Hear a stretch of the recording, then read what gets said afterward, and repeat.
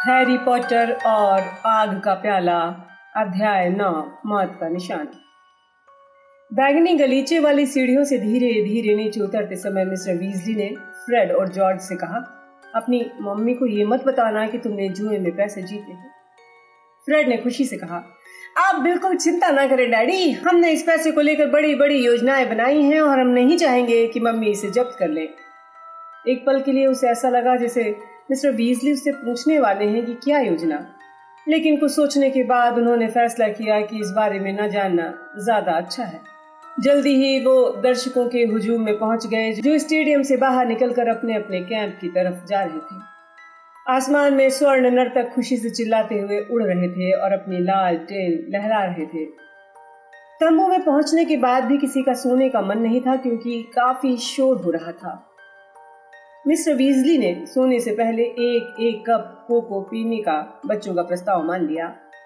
फिर वे सब लोग खुशी खुशी मैच के बारे में बातें करने लगे। मिस्टर वीजली मैच में हुई मार धाड़ के बारे में चार्ली से बहस कर रहे थे। बातों का सिलसिला काफी देर तक चलता रहा। सिलसिला खत्म होने के बाद हरमाइनी और जिनी पास वाले तंबू में चली गईं। हैरी और वीजली परिवार के बाकी सदस्य पजामा पहनकर ट्रेन के स्लीपर की तरह एक के ऊपर एक बने पलंगों पर चढ़ गए। कैंप की दूसरी तरफ से उन्हें अभी गाने की आवाजें आ रही थी और पटाखों के धमाके भी सुनाई दे रहे थे। ओह, मुझे खुशी है कि मैं आज ड्यूटी पर नहीं हूँ, मिस्टर वीजली नींदे स्वर में बुदबुदाए।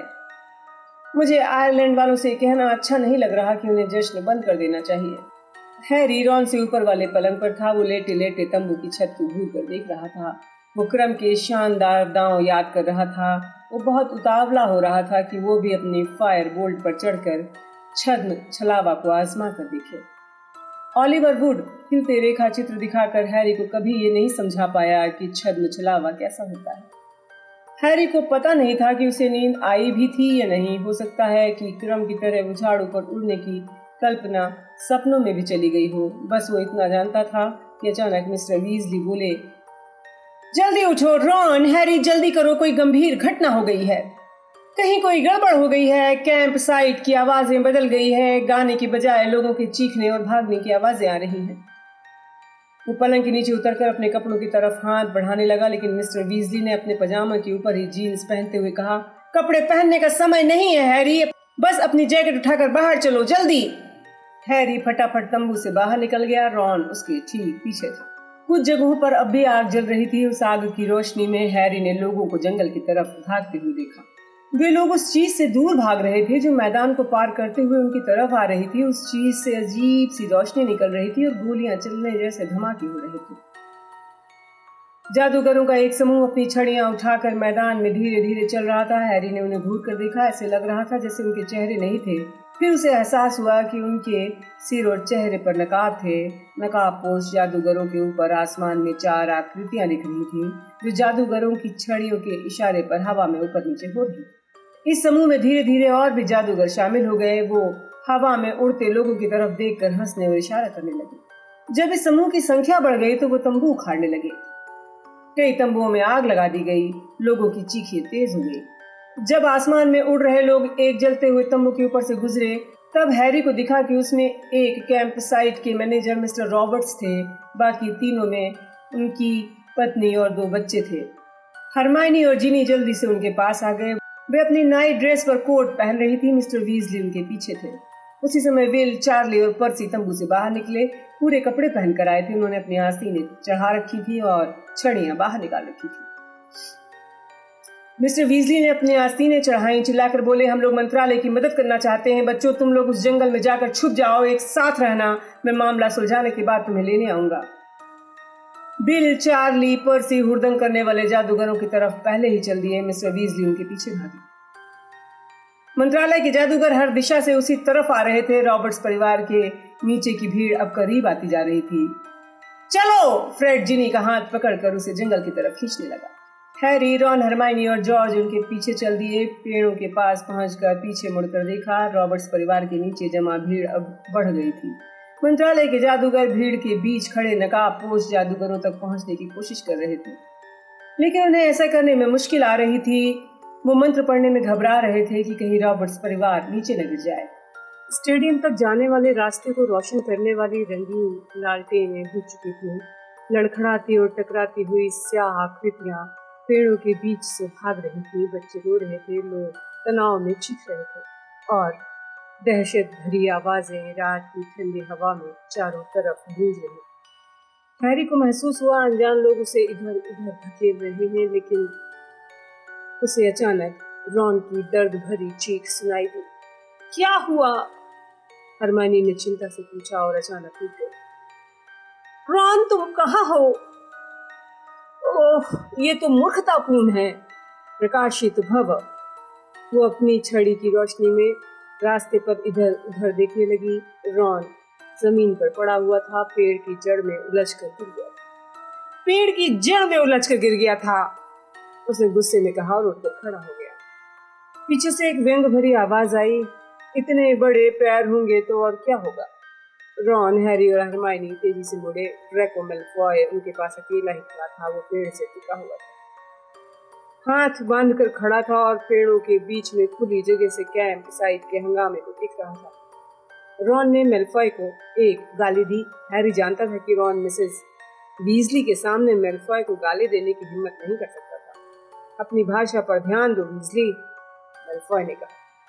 देखो, बेहतर होगा कि तुम लोग यहाँ से भाग जाओ। तुम लोग नहीं चाहोगे कि वो लोग इस मगलू को देखें। उसने हरमाइनी की तरफ इशारा। हरमाइनी ने आवेश में पूछा, तुम्हारी बात का क्या मतलब है? ग्रेंजर, वो मगलुओं के पीछे पड़े हैं। क्या तुम भी हवा में लटक कर अपनी निक्कर दिखाना चाहती हो? अगर ऐसा चाहती हो तो रुकी रहो, वो लोग आ रहे हैं। तुम्हारी निक्कर देखकर हमको बड़ा मजा आएगा, हैरी ने घुर्राते हुए कहा। हरमाइनी जादूगरनी है, मैलफॉय ने दुस्संदाज में मुस्कुराते हुए कहा। पॉटर, तुम्हारे कहने से कुछ नहीं होता। अगर तुम सोचते हो कि वो किसी बदजात को पहचान नहीं सकते तो यहीं रुके रहो। अपना गंदा मुंह बंद करो, रॉन चिल्लाया। हरमाइनी ने कहा, उसकी बातों पर ध्यान मत दो रॉन। जब रॉन ने मैलफॉय को सबक सिखाने के लिए कदम बढ़ाया तो हरमाइनी ने रॉन का हाथ पकड़कर उसे रोक दिया। तभी पेड़ों की दूसरी तरफ से एक धमाका सुनाई दिया, जो पहले धमाकों से ज्यादा बड़ा था। आसपास के कुछ लोग चीख पड़े। मैलफॉय धीरे से हंसा और अलसाए अंदाज में बोला, वे लोग कितनी जल्दी डर गए है ना। मुझे लगता है तुम्हारे डैडी ने तुम लोगों को छुपने के लिए भेजा होगा। वैसे वो क्या करने गए हैं? मगलुओं को बचाने? हैरी का गुस्सा बढ़ गया। उसने मैलफॉय से कहा, तुम्हारे मम्मी डैडी कहाँ हैं? वहां पर नकाब पहन के खड़े हैं, है ना? मैलफॉय ने अभी मुस्कुराते हुए हैरी की तरफ अपना चेहरा घुमाया। देखो पॉटर, अगर वो ऐसा कर भी रहे हैं तो मैं तुम्हें क्यों बताऊंगा। ओह, चलो भी, हरमाइनी ने मैलफॉय को हिकारत भरी नजरों से देखा। चलो चलकर बाकी लोगों को खोजते हैं। मैलफॉय व्यंग से बोला, ग्रेंजर, अपने झबरीले बालों वाले बड़े सिर को नीचे ही रख। रॉन ने गुस्से में कहा, मैं शर्त लगाने को तैयार हूँ कि उसके डैडी उन नकाबपोश जादूगरों में होंगे। अगर किस्मत अच्छी रही तो मंत्रालय के जादूगर उन्हें पकड़ लेंगे, हरमाइनी उत्साह से बोली। फ्रेड, जॉर्ज और जिनी कहीं नहीं दिख रहे थे। हालांकि रास्ते में बहुत से लोग दिख रहे थे। सभी पीछे मुड़ मुड़कर कैंप साइट पर हो रहे हंगामे की तरफ दहशत से देख रहे थे। फ्रेड और जॉर्ज ज्यादा दूर नहीं जा सकते। रॉन ने भी हरमाइनी की तरह अपनी छड़ी निकालकर जला ली और रास्ते को ध्यान से देखने लगा। हैरी अपनी छड़ी निकालने के बारे में सोच रहा था। उसने जेब में हाथ डाला लेकिन छड़ी नहीं थी। वहां उसे सिर्फ अपनी सर्वदर्शक दूरबीन ही मिली। ओह, मुझे यकीन नहीं हो रहा, मेरी छड़ी खो गई है। तुम मजाक कर रहे हो? रॉन और हरमाइनी ने अपनी छड़ियां ऊपर कर दी। चारों तरफ रोशनी हो गई। हैरी ने उस रोशनी में चारों तरफ देखा लेकिन छड़ी नहीं मिली। रॉन बोला, हो सकता है तुम्हारी छड़ी तंबू में रह गई हो। हरमाइनी ने चिंता से कहा, शायद भागते समय जेब से गिर गई हो सकता है, हैरी बोला। हैरी आमतौर पर जादूगरों की दुनिया में अपनी छड़ी को हमेशा साथ रखता था। इस तरह के हंगामे के बीच वो छड़ी के बिना खुद को बहुत असुरक्षित महसूस कर रहा था। तभी सरसराहट की आवाज सुनकर वो चौंक पड़े। घरेलू जिन विंकी पास की झाड़ियों से बाहर निकलने के लिए जूझ रहा। ऐसा लग रहा था जैसे कोई अदृश्य व्यक्ति उसे पीछे खींचने की कोशिश कर रहा हो। वहां पर बुरे जादूगर हैं, वो चीखी, आगे झुकी और दौड़ने की कोशिश कर रही थी। लोग आसमान में, हवा में हैं। विंकी उनसे दूर जा रही थी। फिर वो रास्ते के दूसरी तरफ के पेड़ों में गायब हो गई। वो हाँफ रही थी और खुद को रोकने वाली शक्ति से डट कर मुकाबला कर रही थी। उसे क्या हो गया है? वो ठीक से भाग क्यों नहीं पा रही? रॉन ने विंकी को जिज्ञासा से देखते हुए कहा। मैं शर्त लगा सकता हूँ कि उसने अपने मालिक से छिपने की इजाजत नहीं ली होगी। वो डॉबी के बारे में सोच रहा है। जब भी डॉबी ऐसा कोई काम करता था जो उसके हिसाब से मेलफॉय परिवार को पसंद नहीं आता तो वो अपना सर पटकने लगता था। तुम जानते हो घरेलू जिन्नों के साथ बहुत बुरा सलूक होता है, ये तो गुलामी है। मिस्टर क्राउच ने उसे स्टेडियम में इतनी ऊपर भेज दिया था, हालांकि वो जानते थे कि विंकी ऊंची जगह पर जाने से डरती है। हरमाइनी ने गुस्से से कहा, देखो घरेलू जिन्न अपने हाल में खुश हैं। तुमने सुना था ना विंकी ने मैच में क्या कहा था, घरेलू जिन्नों को मजे नहीं करना चाहिए। विंकी को यही पसंद है कि उसका मालिक उस पर हुक्म चलाए, रॉन ने कहा। हरमाइनी गुस्से में बोली, ये सब तुम जैसे लोगों के कारण है रॉन। तुम्ही जैसे लोग बुरे और अन्यायपूर्ण सिस्टम को लागू करते हैं सिर्फ इसलिए कि वो बहुत आलसी हैं। तभी एक और तेज धमाका जंगल के कोने में गूंजा। रॉन बोला, जल्दी चलो, आगे चलते हैं। वो परेशान होकर हरमाइनी की तरफ देख रहा था। शायद मेलफॉय की बात में सच्चाई थी, शायद हरमाइनी की जान खतरे में थी, दोबारा चलने लगे। हैरी जेब टटोल रहा था, हालांकि वो नहीं जानता था उसकी छड़ी कहाँ गई। वे फ्रेड, जॉर्ज और जिनी को ढूंढ रहे थे। वे अंधेरे रास्तों पर चलते हुए जंगल की गहराई में पहुंच गए। रास्ते में उन्हें पिशाचों का समूह दिखा जो सोने के सिक्कों के थैले के पास खड़ा होकर हंस रहा था। निश्चित रूप से उन्होंने मैच में शर्त लगाकर ही जीते होंगे। कैंप साइट पर हो रहे हंगामे से पिशाच चिंतित या परेशान नहीं थे। रॉन, हैरी और हरमाइनी को एक जगह पर दूधिया हल्की रोशनी दिखी। पेड़ों के बीच से देखने पर उन्हें वहाँ 3 लंबी और सुंदर मोहिनी दिखी जो खुली जगह में खड़ी थी। कुछ युवा जादूगर उन्हें घेरे हुए थे और जोर जोर से बोल रहे थे। उनमें से एक चिल्ला रहा था, मैं हर साल सोने के 100 बोरे सिक्के कमाता हूँ और मैं खतरनाक प्राणी खात्मा समिति में हूँ, ड्रैगनों को मारता हूँ। तभी उसके दोस्त ने उसकी बात काटते हुए कहा, ये सच नहीं है। तुम तो रिश्ती कड़ाही में बर्तन धोते हो, लेकिन मैं खून पीने वाले पिशाचों को मारता हूँ और अब तक खून पीने वाले 90 पिशाच मार चुका हूँ। तभी वहाँ तीसरा युवा जादूगर दिखा जिसके मुँह से मोहिनियों की हल्की दूधिया रोशनी में साफ दिख रहे थे। वो बोला, मैं इस देश का सबसे युवा जादू मंत्री बनने वाला हूँ। हैरी जोर से हंस दिया। वो मुहासे वाले जादूगर को पहचान गया था। उसका नाम स्टैन शनपाइप था। वो दरअसल 3 मंजिला नाइट बस का कंडक्टर था। ये बात वो रॉन को बताने के लिए मुड़ा, लेकिन रॉन का चेहरा अजीब दिख रहा था। अगले पल ही रॉन चिल्लाने लगा, क्या मैंने तुम्हें बताया है कि मैंने एक ऐसी जादुई छड़ी का आविष्कार किया है जो बृहस्पति तक पहुंच जाएगी? सचमुच? फिर हरमाइनी और हैरी रॉन का हाथ पकड़कर उसे दूर खींच कर ले गए। हैरी ने चारों तरफ देखते हुए कहा, हमें यहाँ इंतजार करना चाहिए। हमें यहाँ से 1 मील दूर से भी किसी के आने की आवाज सुनाई पड़ेगी। अभी ये शब्द उसके मुंह से ही निकले थे कि लूडो बैगमैन उनके सामने वाले पेड़ के पीछे से प्रकट हो गए। 2 छड़ियों की हल्की सी रोशनी में हैरी को दिख गया कि बैगमैन का हुलिया बदल गया है। उनका चेहरा उत्साहपूर्ण नहीं था, कदमों की लचक जा चुकी थी, चेहरा सफेद और तनावग्रस्त था। कौन है? बैगमैन ने जल्दी से आंखें मिचमिचाकर उनके चेहरे देखने की कोशिश की। तुम लोग यहाँ क्या कर रहे हो? उन सभी ने हैरानी से एक दूसरे को देखा। रॉन ने कहा, देखिए ना, वहाँ हुड़दंग हो रहा है। बैगमैन ने उन्हें घूर कर देखा। क्या? कैंप साइट पर कुछ जादूगर एक मगलू परिवार को आसमान में उड़ा रहे हैं। बैगमैन ने गुस्से में कहा, उनका बेड़ा गर्क हो। वो बहुत विचलित दिखने लगे और बिना कुछ कहे हल्की सी खटकी की आवाज के साथ अंतर्ध्यान हो गए। हरमाइनी ने तेवरियां चढ़ाते हुए कहा, मिस्टर बैगमैन स्थिति को काबू नहीं कर सकते हैं। वैसे क्विडिच में वो बहुत बढ़िया मारक थे, रॉन ने कहा, जो रास्ते से हटकर एक पेड़ के नीचे सूखी घास पर बैठे। जब वो विमबोर्न वेस्ट टीम में थे तो उनकी टीम ने लगातार 3 बार कप जीता था। हैरी कैंप साइट से आने वाले शोर की तरफ कान लगाए था। अब सब कुछ शांत लग रहा था। हुड़दंग शायद खत्म हो गया था। कुछ देर बाद हरमाइनी बोली, मुझे उम्मीद है बाकी लोग सही सलामत होंगे। रॉन ने उसे तसल्ली देते हुए कहा, वो लोग ठीक हो गए। रॉन, जरा सोचो तो, तुम्हारे डैडी लूसियस मेलफॉय को पकड़ने तो कितना मजा आएगा। हैरी ने रॉन के बगल में बैठकर क्रम की छोटी आकृति को गिरी हुई पत्तियों पर चलते हुए देखा। वो हमेशा ये कहते हैं कि वो लूसियस मेलफॉय को रंगे हाथों पकड़ना चाहते हैं। रॉन बोला, इसके बाद ड्रैको के चेहरे की व्यंग्यात्मक मुस्कान हमेशा के लिए गायब हो जाएगी। बेचारे मगलू, अगर मंत्रालय के जादूगर उन्हें नीचे नहीं उतार पाए तो क्या होगा? वो जरूर उतार लेंगे। रॉन ने सांत्वना देते हुए हरमाइनी से कहा, वो कोई न कोई रास्ता निकाल ही लेंगे। हरमाइनी बोली, नकाबपोश जादूगर क्या पागल हो गए हैं? वो ऐसी हरकत कर रहे हैं? तुम्हें क्या लगता है उन्होंने शराब पी रखी है या वे सिर्फ? लेकिन अचानक उसने बात अधूरी छोड़ दी, मुड़कर पीछे की तरफ देखने लगी। हैरी और रॉन ने मुड़कर आसपास देखा। आवाजों से लग रहा था कोई लड़खड़ाता हुआ उनकी तरफ आ रहा। फिर कदमों की आहट अचानक रुक गई। कौन है? हैरी बोला। वहाँ कौन है?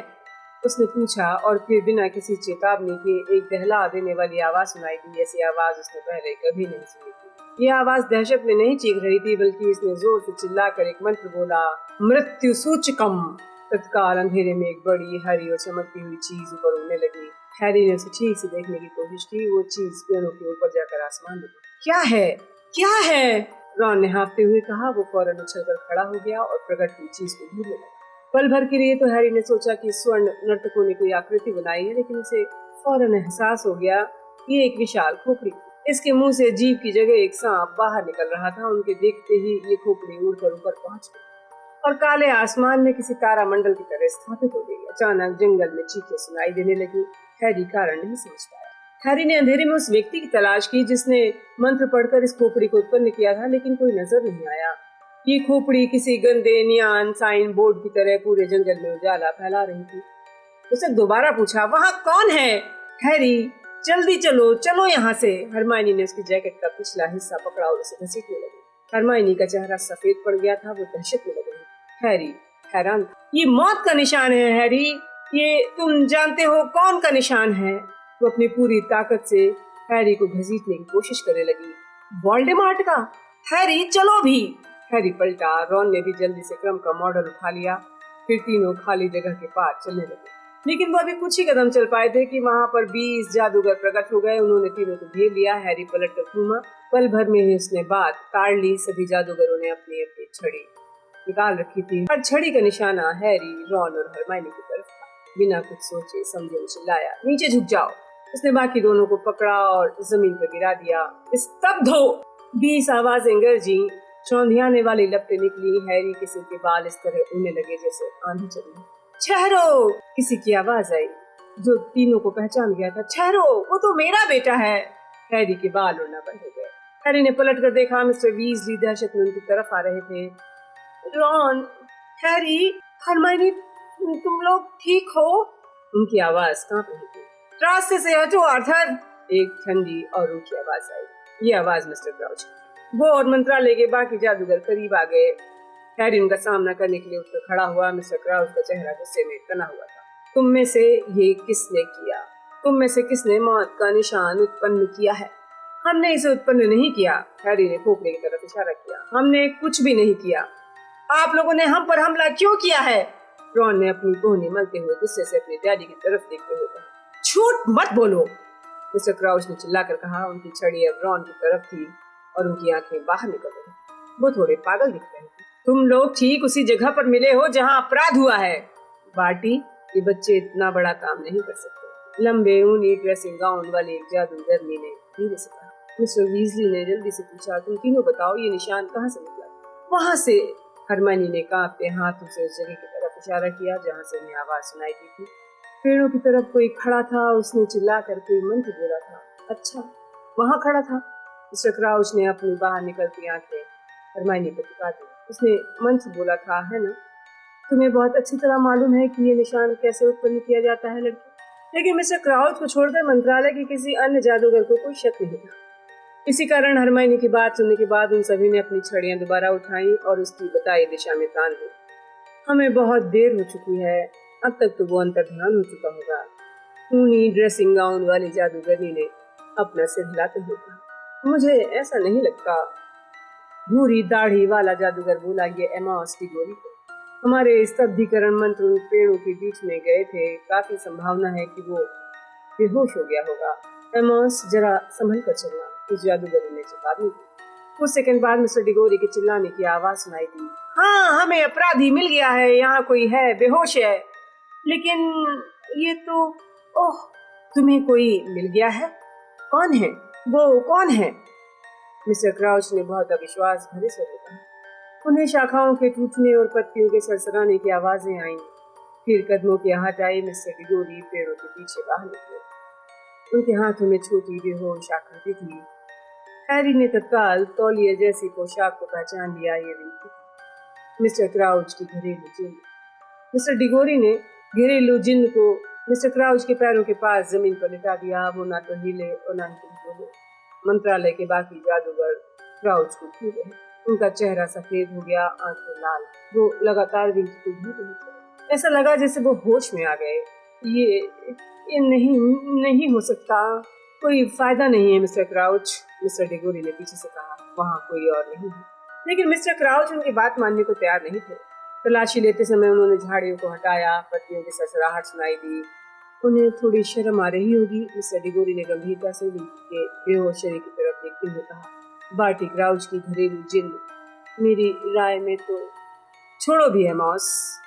तुम कहीं ये तो नहीं सोच रहे कि इस घरेलू जिन्न ने ये काम किया है?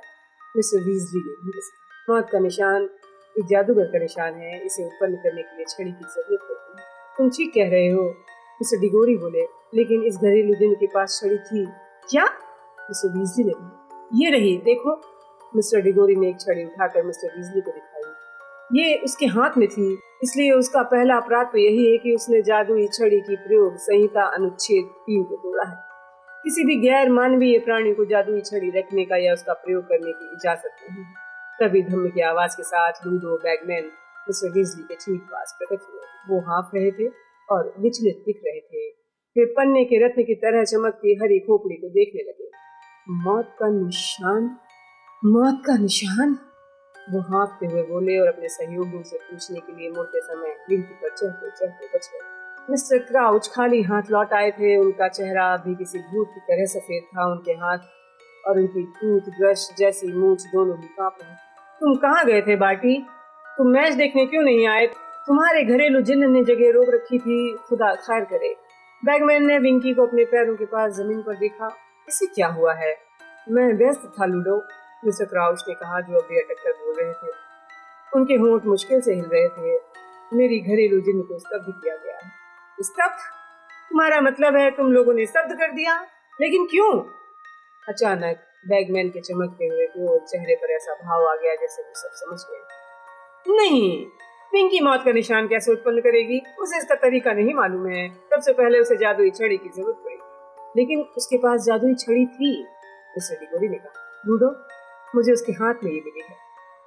मिस्टर क्राउच, अगर आप उचित समझें तो हमें ये सुन लेना चाहिए कि घरेलू जिन्न अपनी सफाई में क्या कहती है। क्राउच ने कोई प्रतिक्रिया नहीं की। बहरहाल मिस्टर डिगोरी ने उनकी खामोशी को सहमति मान लिया। अपनी छड़ी उठाकर विंकी की तरफ मोड़ी और बोले, जागृत हो। विंकी धीरे से हिली। उसकी बड़ी बड़ी भूरी आंखें खुल गईं। उसने बड़े अटपटे ढंग से मिचमिचाई। खामोश जादूगरों के सामने वो झिझकते हुए बैठ गई। उसने मिस्टर डिगोरी के पैरों की झलक देखी। उसने कांपते हुए धीरे से अपनी आंख ऊपर उठाकर उनका चेहरा देखा। उसने धीरे से आसमान की तरफ देखा। हैरी को विंकी के शीशे जैसी बड़ी बड़ी आंख में तैरती खोपड़ी के दो प्रतिबिंब नजर आ रहे। घरेलू जिन्न, तुम जानती हो मैं कौन हूँ? मैं जादुई प्राणी नियमन और नियंत्रण विभाग का सदस्य हूँ, मिस्टर डिगोरी ने कहा। विंकी जमीन पर आगे पीछे हिलने लगी। उसकी सांसें तेज हो गई। हैरी को डॉबी की याद आ गई। डॉबी भी मालिक की आज्ञा की अवहेलना करते समय ऐसे ही हरकत करता था। घरेलू जिन्न, जैसा तुम देख सकती हो, कुछ समय पहले मौत का निशान उत्पन्न हुआ है और उसके कुछ पल बाद तुम यहाँ मिली हो। इसके बारे में तुम्हें क्या कहना? मैंने ये नहीं किया है सर। मैं नहीं जानती ये निशान कैसे उत्पन्न किया जाता है सर, विंकी हाँफते हुए बोली। तुम्हारे हाथ में छड़ी मिली थी। जैसे ही छड़ी पर आसमान की तैरती खोपड़ी की हरी रोशनी पड़ी, हैरी ने पहचान लिया। अरे, ये तो मेरी छड़ी है। सब लोग उसे घूर कर देखने लगे। मिस्टर डिगोरी ने अविश्वास से पूछा, क्या कहा? ये मेरी छड़ी है। ये मुझसे गिर गई थी। गिर गई थी? कहीं ऐसा तो नहीं कि अपराध तुमने किया हो और शायद तुमने ही मौत का निशान उत्पन्न करने के बाद छड़ी को फेंक दिया होगा, मिस्टर डिगोरी ने अविश्वास से दोहराया। एमॉस, तुम सोचो किस पर आरोप लगा रहे हो? क्या हैरी पॉटर मौत का निशान प्रकट करेगा? मिस्टर वीजली ने गुस्से से कहा। जाहिर है नहीं, माफ करना, मैं जरा जोश में आ गया था, मिस्टर डिगोरी ने बुदबुदाते हुए कहा। वैसे ये छड़ी मुझसे वहां नहीं गिरी थी। जंगल में आते ही मुझे इसके खोने का पता चल गया था। मिस्टर डिगोरी ने दोबारा विंकी की तरफ सख्ती से देखा। वो उनके पैरों के पास झुकी हुई। घरेलू जिन्न, तो ये छड़ी तुम्हें मिल गई और तुमने उठाकर एक मजेदार काम करने का फैसला किया है ना? मैं इससे जादू नहीं कर रही थी सर, विंकी चीखी। उसकी चपटी और पूरी नाक के दोनों तरफ आंसू बह रहे थे। मैंने बस इसे उठा लिया था। मैं नहीं जानती मौत का निशान कैसे उत्पन्न करते हैं। वो आवाज विंकी जैसी नहीं थी। हरमाइनी बोली, वो मंत्रालय में इतने सारे जादूगरों के सामने बोलने में घबरा रही थी, लेकिन उसके चेहरे पर संकल्प का भाव था। विंकी की आवाज पतली और लरसती हुई है, जबकि मंत्र बोलने की आवाज भारी और मोटी थी। उसने सहारे के लिए हैरी और रॉन की तरफ देखा। वो आवाज विंकी जैसी नहीं थी, है ना? नहीं, वो निश्चित रूप से घरेलू जिन्न जैसी आवाज नहीं थी। हैरी ने अपना सिर हिलाते हुए कहा। रॉन बोला, हाँ, वो तो किसी जादूगर की आवाज थी। हमें जल्दी ही पता चल जाएगा। मिस्टर डिगोरी इस बात से बिना प्रभावित हुए बोले, छड़ी के आखिरी मंत्र को जानने का तरीका है। घरेलू जिन्न, क्या तुम इस बात को जानती हो? विंकी कांपी। उसने इनकार में अपना सिर तेजी से हिला दिया। पूर्व मंत्र, मिस्टर डिगोरी ने गरजते हुए कहा। हैरी और हरमाइनी की दहशत भरी चीख सुनाई दी जब सांप की जीभ वाली विशाल खोपड़ी दोनों छड़ियों के मिलने की जगह से निकली। ये आसमान में तैरती विशाल खोपड़ी की छाया अदृश्य हो, मिस्टर डिगोरी चिल्लाए और धुएं वाली खोपड़ी गायब हो गई। मिस्टर डिगोरी विजयी अंदाज में विंकी की तरफ देख रहे थे, जो कांप रही थी। ये मैंने नहीं किया है, वो चीखी और उसकी आंखें दहशत में गोल गोल घूमने लगी। मैं एक अच्छी घरेलू जिन्न हूँ, मैं छड़ी का इस्तेमाल नहीं करती हूँ, ये नहीं आता मुझे। घरेलू जिन्न, तुम रंगे हाथों पकड़ी गई।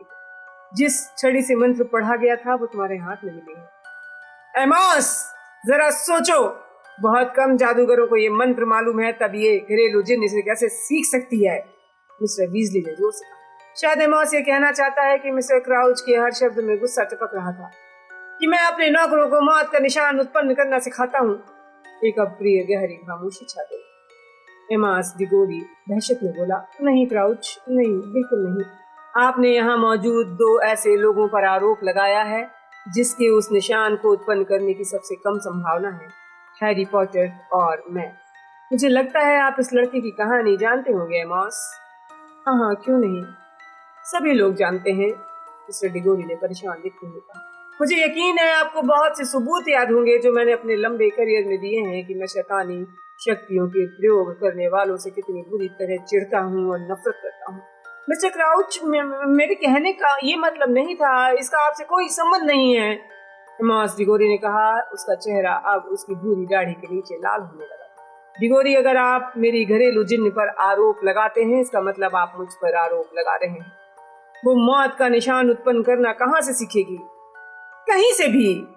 बिल्कुल सही कहा एमॉस, मिस्टर वीजली बोले। ये छड़ी कहीं से भी उठा सकती है विंकी। उन्होंने दयालुता से घरेलू जिन्न की तरफ बोलते हुए कहा, पर वो इस तरह कांप रही थी जैसे वो उस पर चिल्ला रही हैं। तुम्हें हैरी की छड़ी कहाँ मिली थी? विंकी ने तौलिए के कोने को इतनी जोर से मरोड़ा कि वो फट गया।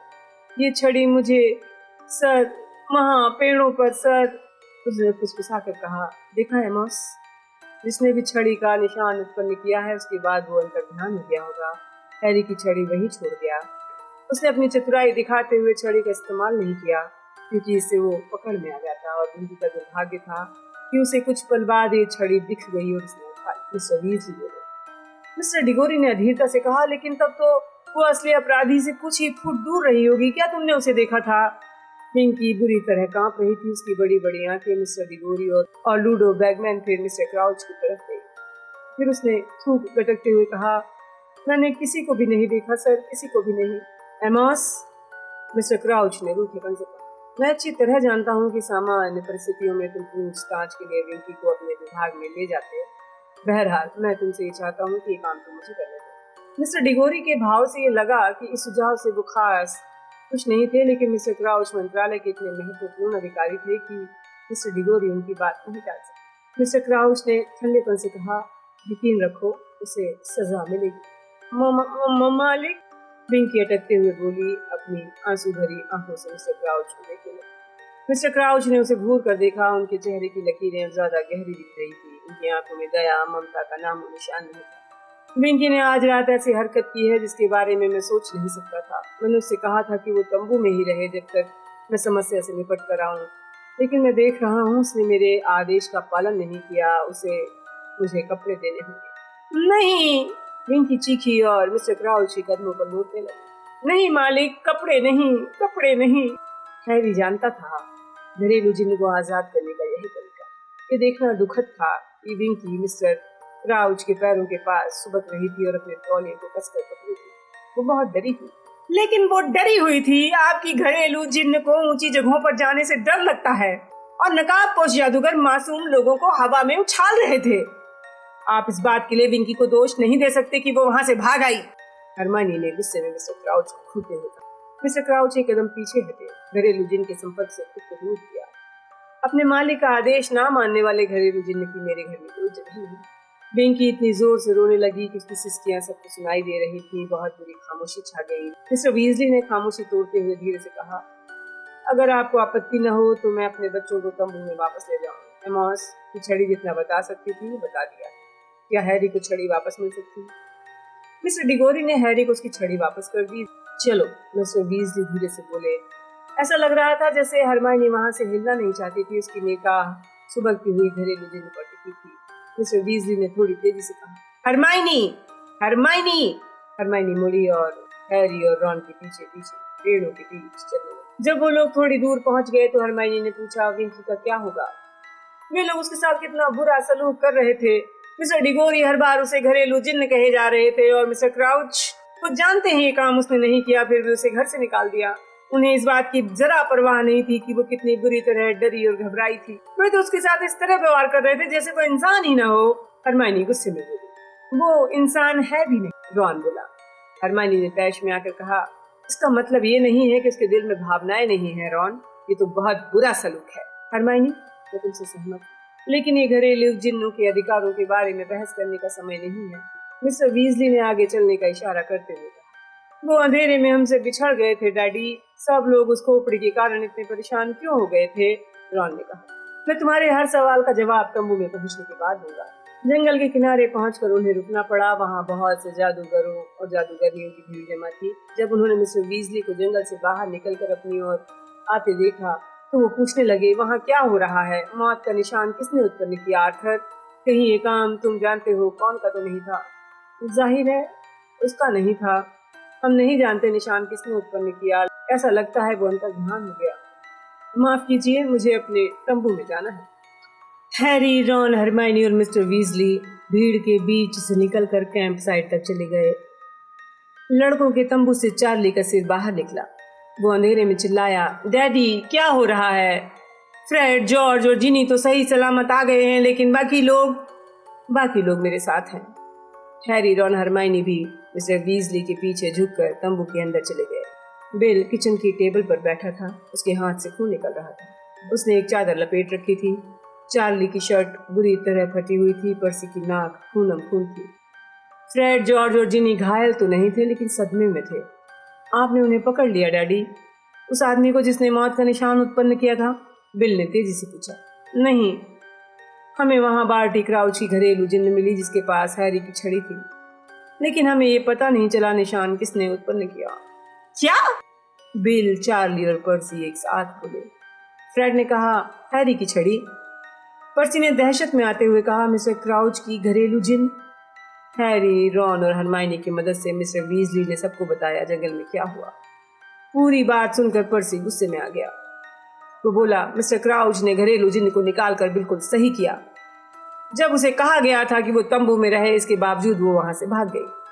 पूरे मंत्रालय के सामने उन्हें शर्मिंदा करा दिया। अगर जादुई प्राणी नियमन और नियंत्रण विभाग विंकी को पूछताछ करने के लिए ले जाता है तो मिस्टर क्राउच की नाक कट जाती है। विंकी ने कुछ नहीं किया है, वो सिर्फ गलत समय पर गलत जगह पर थी, हरमाइनी ने पर्सी से गुस्से से कहा। हरमाइनी का गुस्सा देखकर पर्सी भौचक्का रह गया। पर्सी ने खुद को संभालते हुए गरिमापूर्ण अंदाज में कहा, हरमाइनी, मिस्टर क्राउच जैसे ऊंचे पद पर बैठा जादूगर ऐसी घरेलू जिन्न को नहीं बर्दाश्त कर सकता, जो पागलों की तरह छड़ी उठाकर डुलती फिरे। वो पागलों की तरह नहीं डोल रही थी, उसने सिर्फ छड़ी को उठा लिया था, हरमाइनी चिल्लाई। देखो, क्या कोई बता सकता है वो खोपड़ी जैसी चीज आखिर क्या थी? रॉन ने अधीरता पूर्वक पूछा। वो किसी का नुकसान नहीं कर रही थी, इसमें क्या इतनी बड़ी बात थी? रॉन, मैंने तुम्हें बताया था ना, वो खोपड़ी तुम जानते हो कौन का प्रतीक है। मैंने गुप्त कलाओं का उत्थान और पतन पुस्तक में पढ़ा है, और पिछले 13 साल से ये नहीं दिखी थी, हरमाइनी ने किसी और के जवाब देने से पहले कहा। मिस्टर वीजली धीरे से बोले, और पिछले 13 साल से ये नहीं दिखी थी, जाहिर है इसे देखकर लोग दहशत में आ गए हैं। उन्हें लग रहा होगा जैसे तुम जानते हो कौन दोबारा जिंदा हो गया है। मैं समझ नहीं पाया, रॉन ने भ्रुकुटी चढ़ाते हुए कहा। मेरा मतलब है आसमान में तो सिर्फ एक आकृति थी। रॉन, तुम जानते हो कौन और उसके समर्थक जब किसी को मारते थे तो आसमान में मौत का निशान छोड़ जाते थे। मिस्टर वीजली ने कहा, इससे कितनी दहशत फैलती थी तुम्हें अंदाजा नहीं है, तुम बहुत छोटे हो। जरा कल्पना करो, घर लौटने पर तुम अपने घर के ऊपर मौत का निशान देखोगे तो तुम समझ जाओगे कि अंदर क्या दिखने वाला है। मिस्टर वीजली कांप गए। सभी जादूगरों का सबसे बुरा डर, सबसे बुरा। खामोशी छा गई। फिर विल ने अपने हाथ से चादर हटाकर घाव देखा। वो निशान चाहे जिसने बनाया हो, आज रात उसे कोई फायदा हुआ नहीं। प्राण भक्षियों ने जैसे ही उसे देखा वो घबराकर फौरन भाग गए। हम उनमें से किसी का भी नकाब हटाकर उसका चेहरा देख पाते इससे पहले ही वो अंतर्ध्यान हो गए। हमने रॉबर्ट्स परिवार को जमीन पर गिरने से पहले ही झेल लिया था। उनकी याददाश्त सुधारी जा रही है। प्राणभक्षी?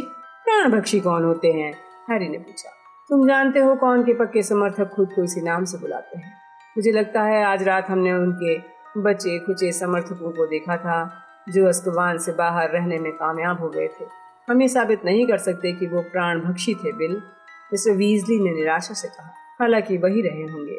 मुझे यकीन है कि वो नकाबपोश प्राणभक्षी थे, रॉन अचानक बोला। डैडी, हमें जंगल में ड्रैको मैल्फॉय मिला था और उसने हमें एक तरह से ये बताया था कि उसके डैडी भी उन नकाबपोशों में एक हैं।